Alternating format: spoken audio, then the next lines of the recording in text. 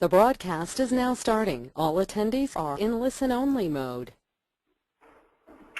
Good afternoon and welcome to another State of Flux webinar. This webinar is on the subject of delivering value through supplier innovation management. My name is Mel Schutz. I'm Head of SRM for State of Flux, and I'm joined by Lance Younger, who is CEO of State of Flux Technologies. This is the fourth of our webinars since we published our 2013 Global SRM Research Report. And what we intend to do for the next 30 minutes or so is really explore how supplier innovation remains essentially an underachiever in terms of SRM benefits. And we'll look at how we believe organisations can get better at stimulating, managing and implementing supplier innovation.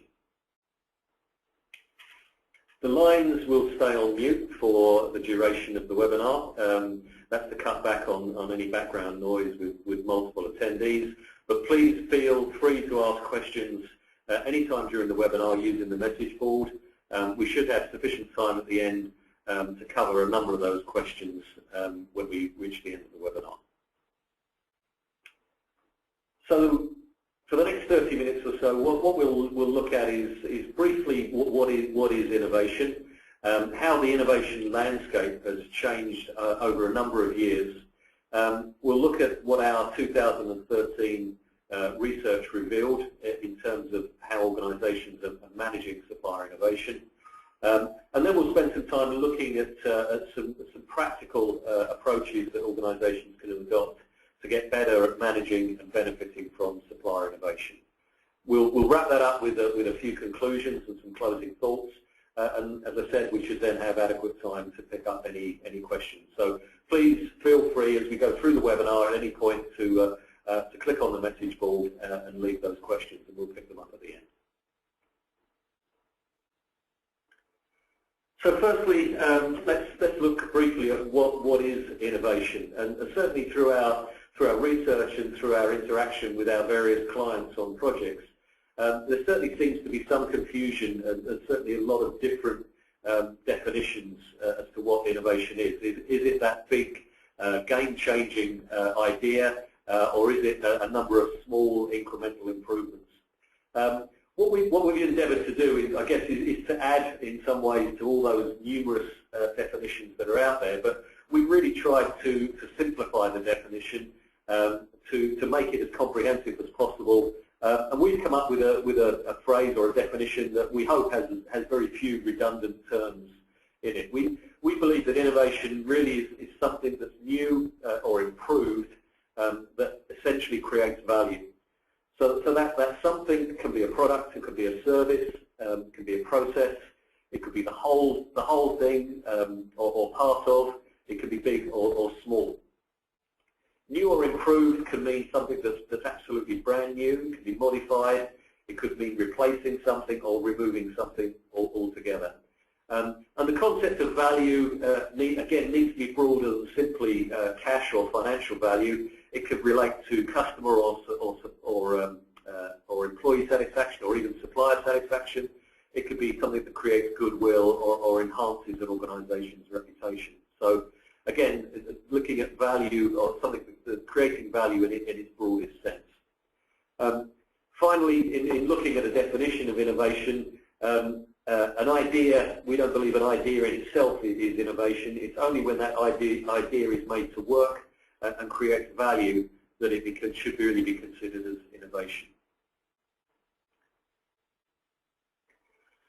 So we'll look briefly at how the innovation landscape has changed over a number of years, and it's very much been influenced by the way in which business and the environment within which business operates has changed over that time. If we look back at the 1980s, where companies were generally smaller, typically were offering a narrower range of products.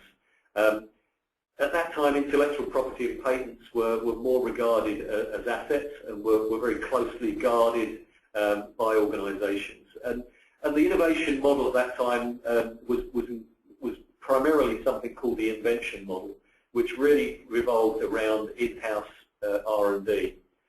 Certainly that was a period when the world was really perhaps a bigger place. The internet was in its infancy. Companies were far less connected, and markets were far less connected than they are today. So I think that all contributed to the fact that this in-house invention model for innovation was primarily the one adopted. However, the environment started to change, and through the 1990s, growth was achieved through mergers and acquisitions, which in themselves enabled organisations to acquire patents, to acquire IP. But what it also saw was perhaps a diminishing flow of new ideas from those traditional in-house R&D activities. The invention model, which was still primarily around managing an organisation's own R&D effort, it was stretched to include licensing and some element of outsourced R&D. But essentially, I think the sense was that over that period that R&D productivity was considered to be flat.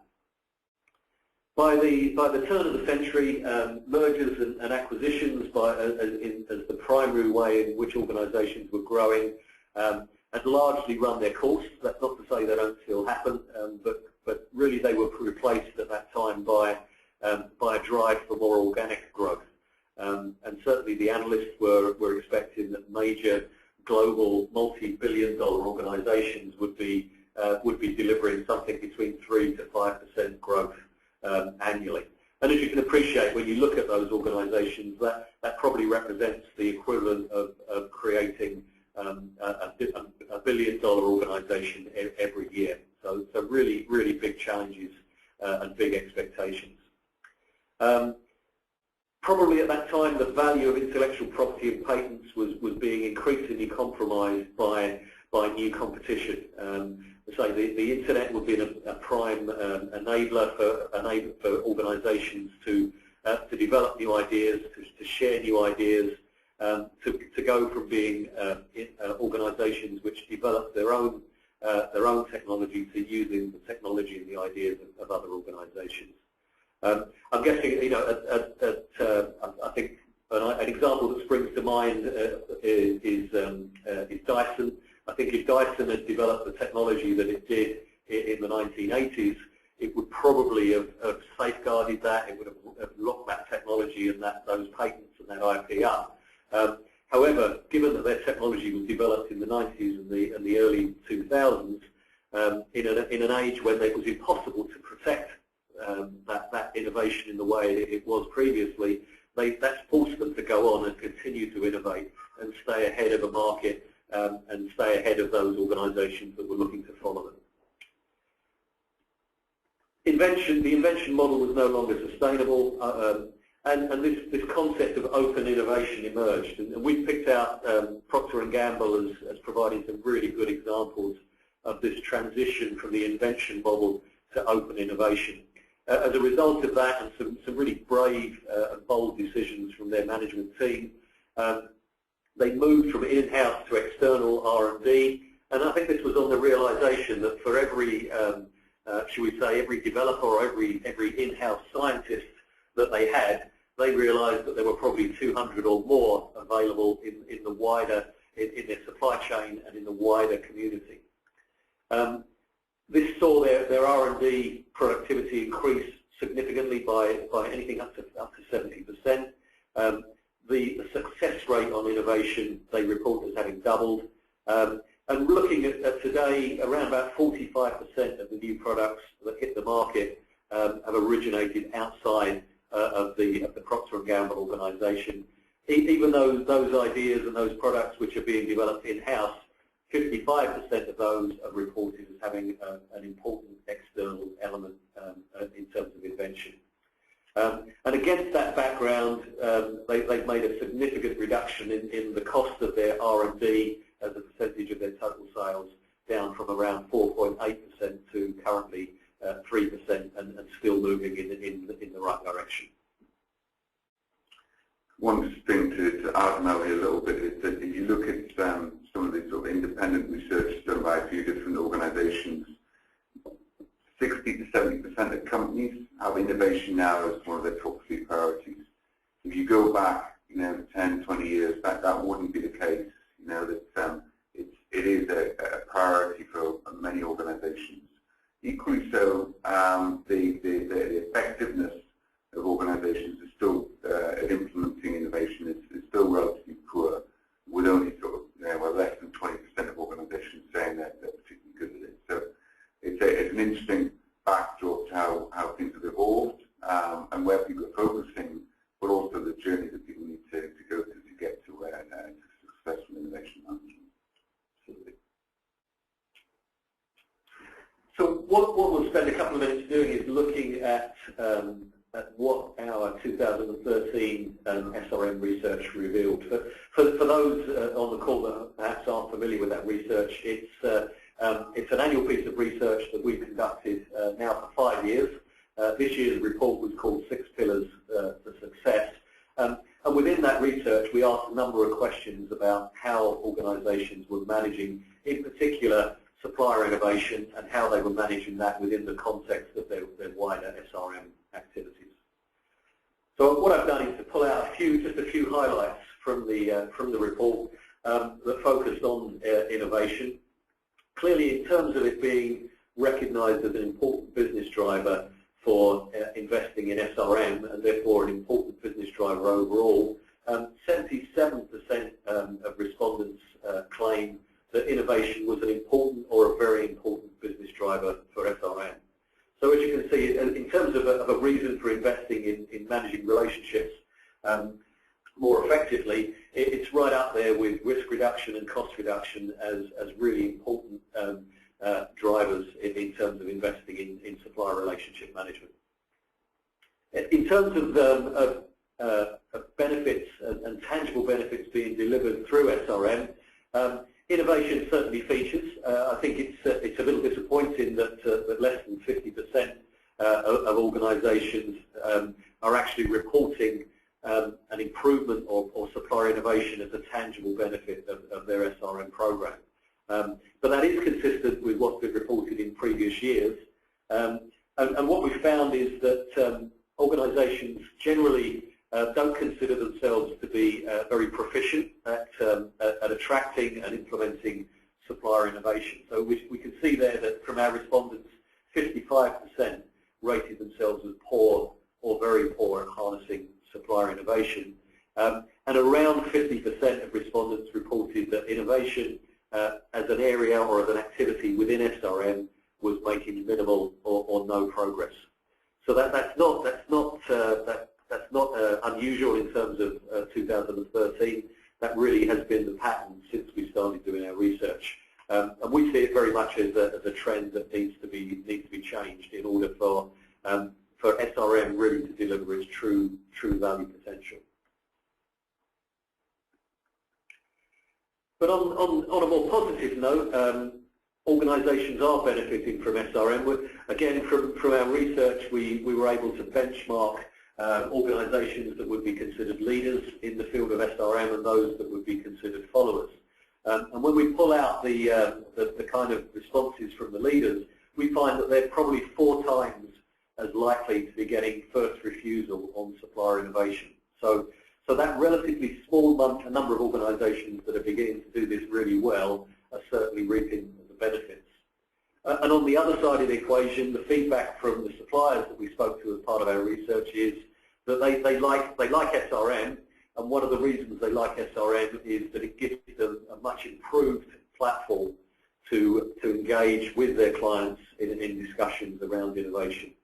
So as you can see from that chart, 31% believe that SRM has actually helped them position their innovation more effectively, and 14% believe that it's helped them greatly. So certainly in terms of a platform for starting a really positive dialogue about innovation, then SRM would appear to be delivering, certainly for the organisations that are doing it well.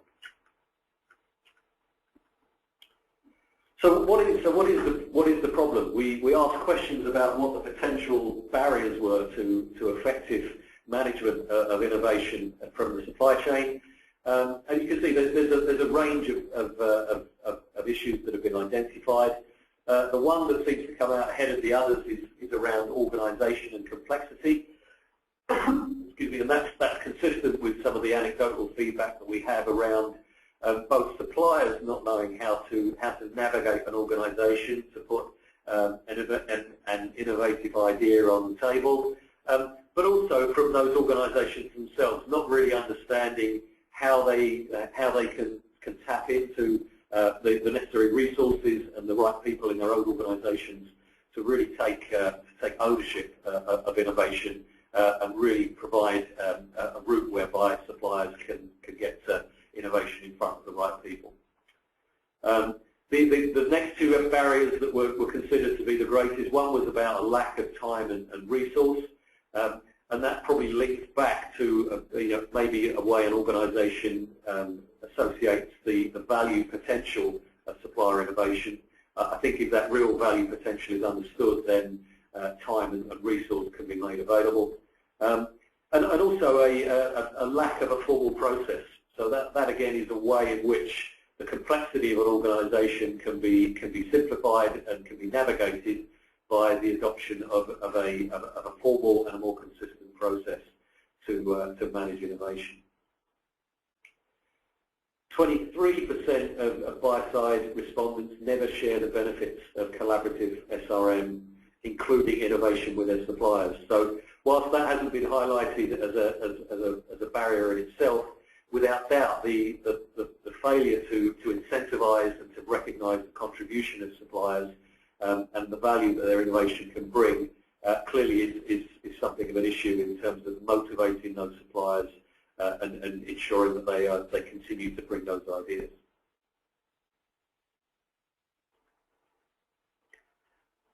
That's not all. What we find in our engagement with organisations across a vast spectrum of industries and organisational types, we get a fairly consistent range of anecdotal feedback. Some of that revolves around the definition of innovation, and as we touched on that at the start of the webinar, in many cases it almost creates some inertia and a barrier. If you can't decide whether innovation encompasses continuous improvement, whether it's only about meeting certain criteria, personally I think that's all a distraction. Just get over it. Define define innovation in a way which is meaningful and resonates with your organisation, and then design a process to accommodate that. There's feedback around the culture in organisations and whether there's a real appetite for external innovation. So, despite all of the evidence, there still seems to be a sense that not invented here is something that does permeate a number of organisations. Chicken and egg, there's no budget to pursue innovation, and without proving the value of innovation, and without having some innovative ideas which actually act as case studies, it will always be difficult, I think, to secure that budget. Many organisations really have, I guess, limited appetite, limited aspirations for innovation if they're still struggling to get the basics right. So, the feedback we get is we just want suppliers to get the basics right in terms of delivery and quality. Innovation might be something we'll look at later on. And again, we get plenty of feedback around the subject of suppliers having stopped coming to organisations with those ideas. This concept of supplier fatigue has set in. And for me, that was validated by a recent webinar that I took part in with SAMA, who are the Strategic Account Managers Association, really a representative body for strategic account managers in the sales organisations. This wasn't a particularly scientific study, but it was a straw poll, and the feedback really was quite interesting. In that 71% of the respondents to that poll believe that at least one of their customers had missed an important innovation, which had since gone to one of their competitors. So that that really is indicative of the opportunities that potentially are being missed if we're unable to take full advantage of supplier innovation. I think overall as well, what we've seen is that those organisations that do manage innovation in the right way basically see a straight line correlation to the achievement of sales growth. You called out a couple of examples earlier on there about Procter & Gamble, but it is very evident that 75% of organisations will basically, that a stronger innovation performance get over 5% in terms of sales growth year on year. So it's an important source from that perspective.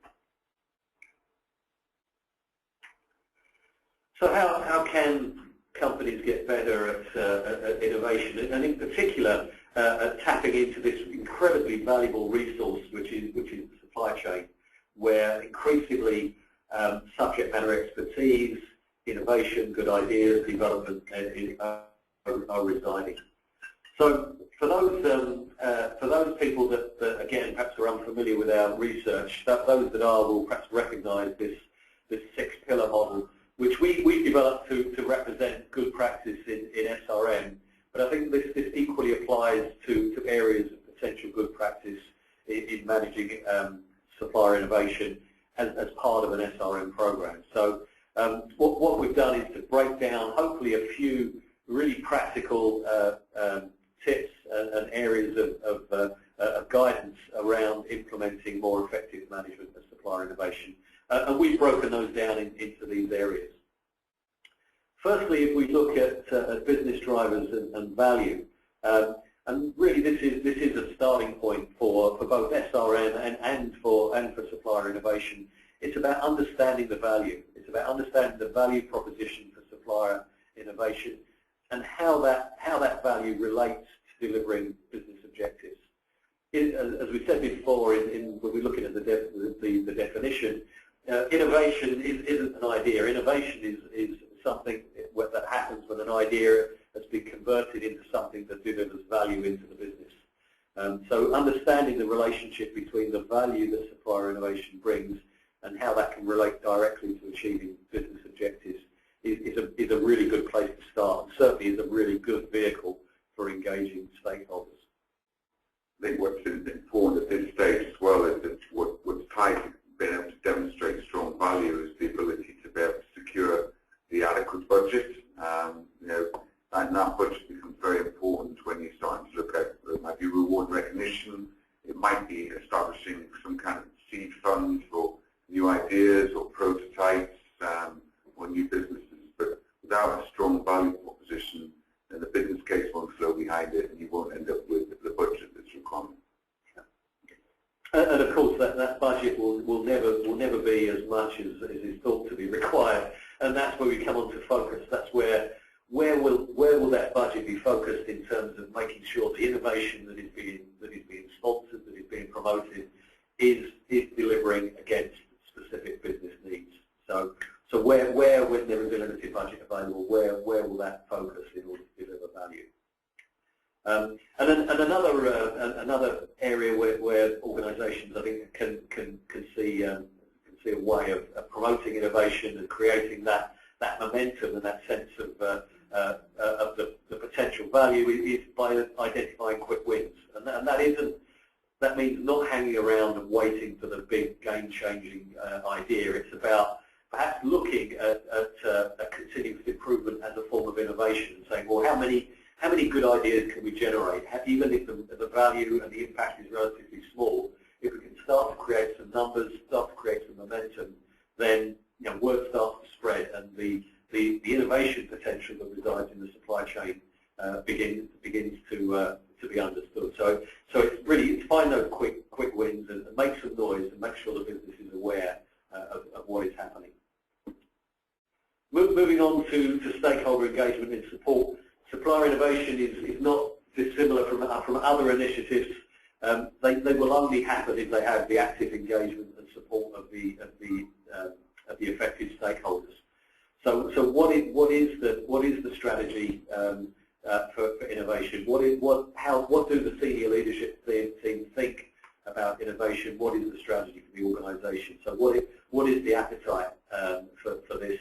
If it's not felt that appetite is strong, how do we make it stronger? How do we engage effectively with stakeholders to make them aware of innovation and the value it can bring. And also when we're looking at that, engaging with that senior stakeholder population, who will take ownership to sponsor and be a champion for supplier innovation.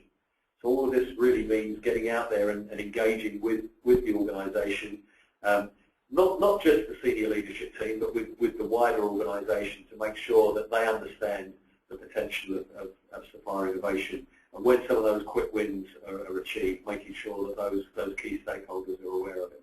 There's a bit of a win-win here actually for procurement, in that one of the big things that procurement are after is more engagement with the business. And what innovation answers the question to is primarily normally a customer need. It's a problem with the design, it's a problem with a particular issue or a challenge. And so innovation gives it a great vehicle for engaging early in the product life cycle, early with senior stakeholders, early with business, which is exactly where procurement wants to be. So it is a win-win. It's done right. So if we look at governance and process, and whilst governance and process perhaps doesn't initially sit comfortably with innovation, which we all associate with creativity and without boundaries, without doubt the feedback is that innovation needs to stimulate that creativity, but there needs to be some structure. As we said, one of the barriers that was identified was the lack of a formal process, and that process is really only about creating an effective pipeline, a way of capturing ideas, a way of filtering them, looking at them through different lenses, evaluating them, either implementing or providing some feedback. So process is important. The two steps that we've identified here is, what is your strategy? Are you an open innovation organisation? Are you receptive? In which case, what kind of process is going to be fit for purpose in order of managing that innovation effectively? And it's been, in a funny kind of way, it's been innovative with your process. So you've got organisations like Siemens have scouting units, basically a team that are going out and basically scouring and the planet effectively to generate and source different ideas, and then be able to filter those through your process, screening them, prototyping them, creating a portfolio of innovative ideas, like I guess a kind of an investor would a portfolio of shares, and then being able to understand which ones are going to move forward fast, and you're going to go for a second wave investment. The other thing that we often think about here is the ability to scale ideas and also diffuse them. So yes, great idea that's applicable in one division or one region, but how do we diffuse that, both the idea, but also often the process that's been generated from. So important to get right, but be creative with the process as you would be with the idea itself. Yeah. Okay. So another area we look at in terms of governance and process is to kind of get over this obstacle of the definition. Define it as what is right for you, whether or not you want to treat continuous improvement in a slightly different way, but again, kind of overcome that obstacle, define what innovation is, and build that process around it. The other area in governance and process is deciding what kind of innovation model suits your organisation. Is it open innovation in the sense that you will create an environment where suppliers can bring any idea, and there's very much a kind of a blue sky approach, or is it more guided? Is it around using specific business challenges, coming back to kind of creating some focus for innovation? And the reality is that there is room for both. Many organisations with limited budgets and with limited time are opting for a more guiding approach, but there is a risk associated with that, is that therefore the ideas and the innovations that don't fit within those parameters perhaps are the ones that potentially are being missed. So again, think carefully about what kind of model, and in fact whether there is in fact room for both models in your organisation. Looking at people and skills, process in itself won't deliver innovation. Technology itself won't develop innovation or deliver innovation. what we'll deliver is a combination of all three, and that includes people. So let's make sure that stimulating and managing innovation is part of the day job. When we're defining the role of the supplier manager, it is to engage positively with suppliers and to collaborate around developing innovation. And that does require some skills. So make sure that we're able to train people in the right skills to manage and facilitate and to stimulate innovation. It doesn't necessarily mean training them in the technical skills around innovation or the subject around which the innovation is built, but it's around developing the right skills to be able to facilitate, to be able to listen, to be able to give guidance and help to suppliers in terms of finding the right people within the organisation to engage with. An organisation, we touched upon it here, touched upon it a little bit later, you need to kind of work out whether or not the innovation role is part of everybody's jobs, which I think both Mel and I kind of sponsor, everyone should be advocates, versus kind of creating dedicated potential teams. We've seen organisations like Roche, basically do this. They set up a dedicated team with 5 people from Roche and then a nominated person from each of their key suppliers, and create a hub where they'll basically be acting, I guess, like an incubator. Pixar have done the same to basically accelerate innovation with those key suppliers. So be mindful it's everybody's job, but if you've got a big enough team and a big enough scope, you can kind of create hubs as well. Information technology, really looking at that as a key enabler for innovation. So the use of the right tools and technology can help accelerate innovation, whether that's creating some kind of innovation portal, whether it's using technology to manage the process more effectively, to keep innovation visible, to enable organisations to capture, to track and report on innovation. So really making the creation of a process, making that then more efficient and more effective. So certainly there is a key role for technology in supporting effective management of innovation. Moving on to the last of what we describe as our 6 pillars, and this may be or may not be one of the most important. It's about creating the right environment, the kind of relationship within which innovation can thrive. So this is creating an environment where organisations trust each other, where there's really good collaboration, and where there's openness and a willingness to share information freely. I think we have to recognise that innovation, ideas, IP are quite sensitive. It needs to be respected. But if the relationship is mature enough that there's a level of trust and organisations feel comfortable about talking about ideas and innovation, then clearly that's a far more healthy environment and one within which innovation can thrive. There needs to be good alignment, so again, an understanding, a degree to which there are shared objectives around innovation. Innovation is certainly something that requires a great deal of collaboration. It's not about one organisation simply taking ideas from another. Visibility and transparency innovation activities need to be visible, and there needs to be transparency in how those ideas are being handled and managed. And finally, probably one of the most important elements is recognising the contribution that the innovation makes. So celebrate success. Going back to one of the points raised earlier, very few organisations effectively share the benefits of SRM and innovation as part of that. So again, look at ways in which the benefits can be shared. So that sharing is not always around financial benefit. It can be around recognition. It can be around supplier awards and publicity, etc. So again, these are all activities which are perhaps less tangible, but create an environment where innovation becomes really part of the relationship and part of business as usual.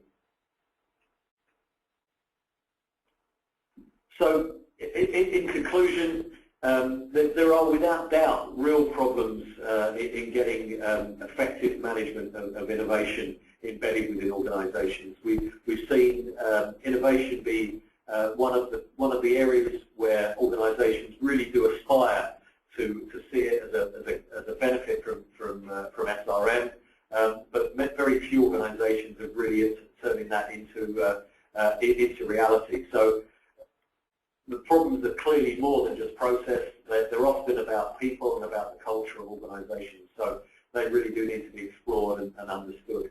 There does need to be change, and those changes can be quite substantial.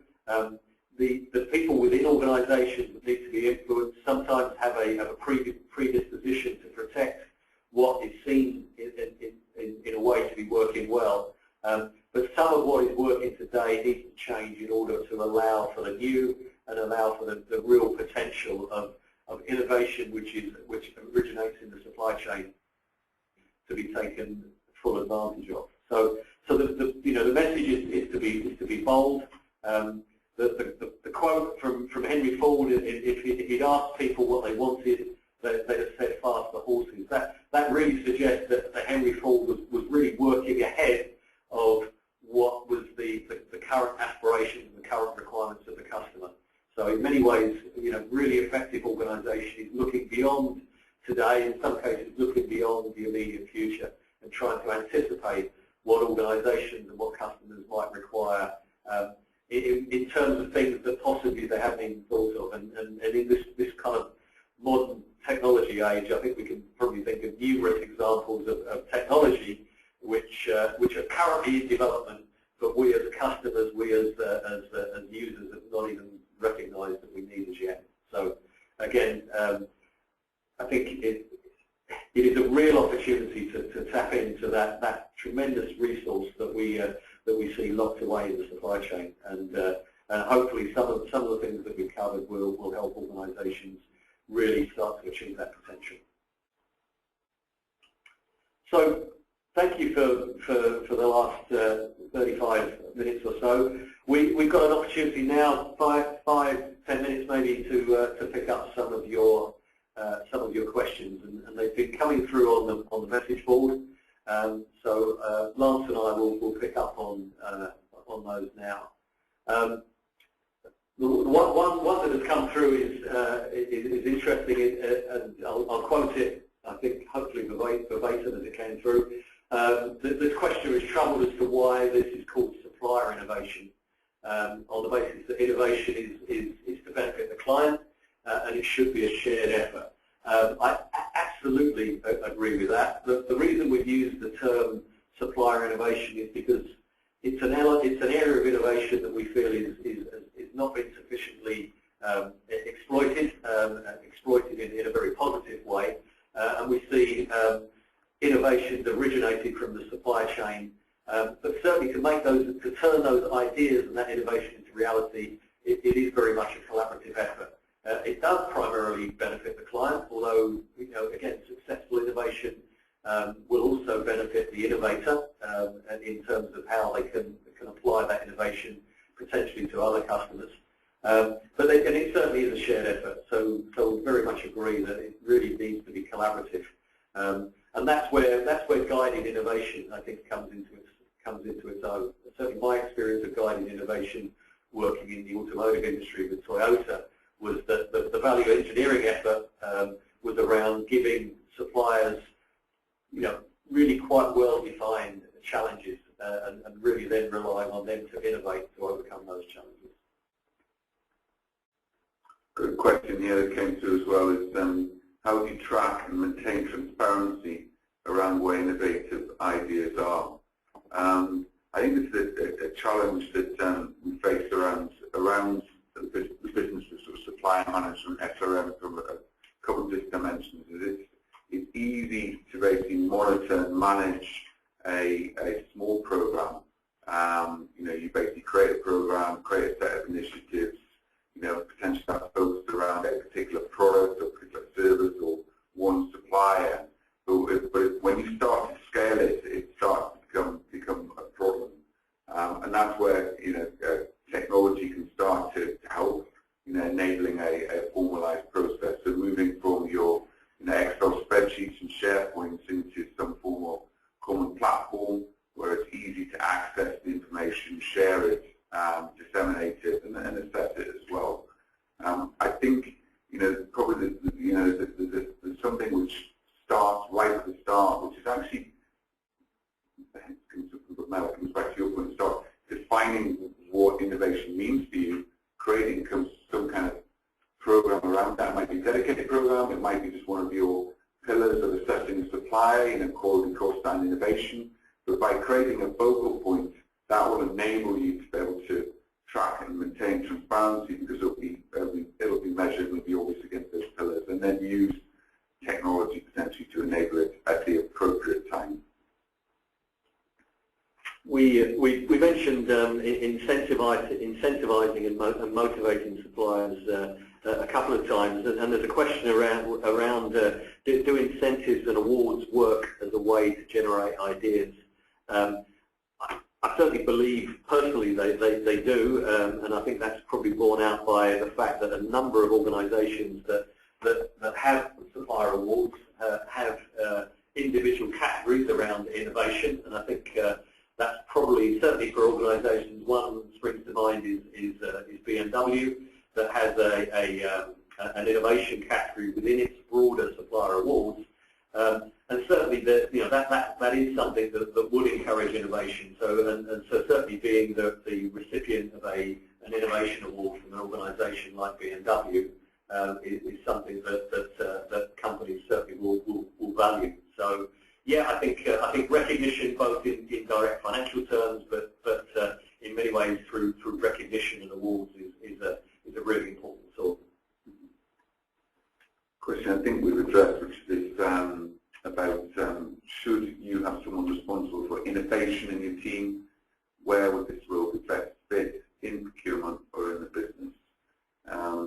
We kind of did touch upon this a little bit earlier with where it really is kind of responsible of everybody to be able to manage and create innovation. I think as an organisation gets bigger, you can start to create dedicated roles for it. You have to be quite big, I think, before you've got a dedicated team. So in the example I made with Roche, you've got to be quite big before you can invest in that sort of size and scale. You're probably more better off making sure that the innovation is embedded in your process, or it's part of people's overall role profiles, rather than just creating a dedicated person. You don't have the results. Okay, I think there's probably time for one more question. There's one which is interesting. Is how do you ensure that you protect your suppliers' ideas and ensure they're confident in sharing true innovations with the client? And I think there are a number of things there. One, we mentioned creating the right environment, which is something that SRM is intended to do, which is a relationship which is more based on trust. But I think there are other more kind of tangible things that could be done. We see numerous examples of standard clauses that are inserted in contracts, which essentially mean that as soon as a supplier mentions an idea to a client, that IP immediately transfers to the client. So clearly that is something that many suppliers would look at as a clause. They may agree to it almost automatically, but it's hardly likely to raise the confidence level and make them more open about sharing ideas. So I think that certainly we can put in contractual arrangements which provide some exclusivity or give you as an organisation the first call on that innovation, but really don't make it so onerous that it would actually deter from suppliers from speaking to you, as opposed to speaking to one of your competitors that may well have a more relaxed approach about actually having to own the IP or have a total exclusivity on the idea. So again, look for ways to stimulate innovation, and certainly making the contractual arrangements less onerous is a way forward. Okay, we have run out of time. Thank you so much for your participation. Thank you for the interesting questions. On behalf of Lance and myself, we'd like to say thanks again. Please look out for other State of Flux webinars on a whole range of subjects related to SRM, to strategic procurement, contract management, etc. We're hoping that the program of webinars will carry on throughout the year. So please keep an eye on our website for more information. But once again, thank you, and hope to talk to you again soon. Thank you. Thanks very much.